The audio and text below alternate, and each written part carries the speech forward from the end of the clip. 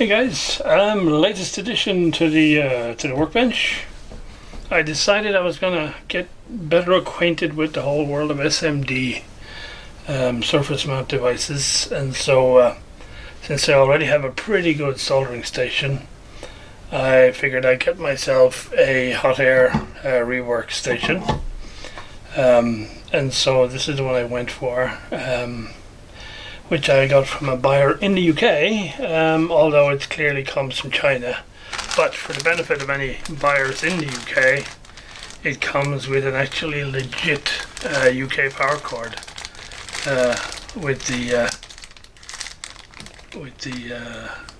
phase and neutral suitably insulated to the tips, and a fully exposed earth pin, and it's fused.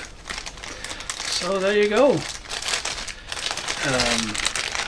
Makes a change. The instruction manual, alas, is what it is. It is, as you can see, I'll let you pause this if you like, so you can read it at your leisure. For those of you fluent in Chinese. And yeah, so there you go. I guess they figure, well, what's to know? It's a hot air machine. Switch it on, you get hot air. So here's what you get. You get the box, and I guess part of the reason I chose this one is it's a little bit more what I would call retro looking than some of the other ones, and which is more my thing. It comes with 4 different diameter nozzles. It comes with a replacement heating element to go in the gun here at the end. Comes with ESD tweezers, and it comes with something that I don't know what it is, which is this piece of plastic with a screw and this piece of very thin wire. Now in the bag it was this piece of plastic, the screw lying in separately, and this bit of wire separately.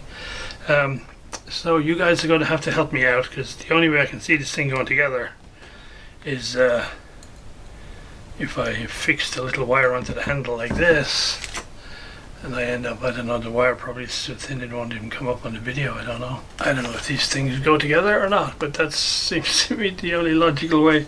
And what you would use this for, not quite sure. So we have on off, all around the back is the AC in and a line fuse. Then on the front here we have a digital readout, we have the on off. This looks like a flow meter, which is nice, and then we have set temperature and set air. And then I presume this little button alternates between the temperature you're setting and the actual temperature of the air. And you have this auto and manual switch here. Now if I go to manual, it'll fire up right away. And you see the flow meter. The little ball jumped up in the air. And that's definitely hot air coming out of there. So I'm going to spend time getting to know this. I got a couple of, 1 or 2 old circuit boards that have surface mount chips on it. So I'm just going to play around and, the other reason I got this is I've been watching a YouTuber called Gadget UK 164 who does retro gaming repairs of all sorts and modifications. And I noticed that one of his techniques, even for through-hole plated components, is if you have delicate circuit board and the solder sucker, the desoldering gun won't actually remove all the solder. When you get most of it out, you just use the hot air gun to melt the rest of the solder, and you can remove the chip that way, and then it's a lot easier to tidy up the holes. So I thought, yeah, I'm gonna try that out as well, because I've tried a couple of things like trying to replace capacitors on PC motherboards, and it's really hard to get those things out of there, no matter how much heat you apply. So we're gonna give all that a try. That's why we've got this guy here. So I've been playing with my new toy, and yeah, it's pretty cool. This is an old Pinnacle Systems audio module from some years back, and so it's got lots of surface mount devices on it, and so I've been busy undoing some of those chips on there, and here they are. I have no idea. Well, these are 74 series of one sort or another. This I'm not sure. The cool thing was through-hole work. So like normally I found trying to salvage these things off a board is a bit of a nightmare. But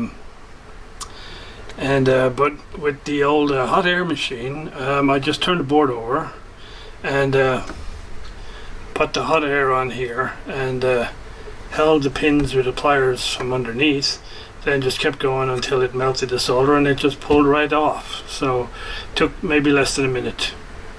When I think of all the faffing around with a desoldering gun and trying to get it all the way through and etc, etc. So yeah, I think this is a handy new toy, and I'm gonna, if you like, spend a fair amount of time practicing with it so I get the feel of how to use it properly.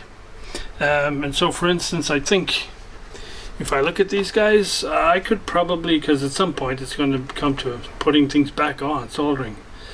And so I think these guys I can probably manage, but this guy, I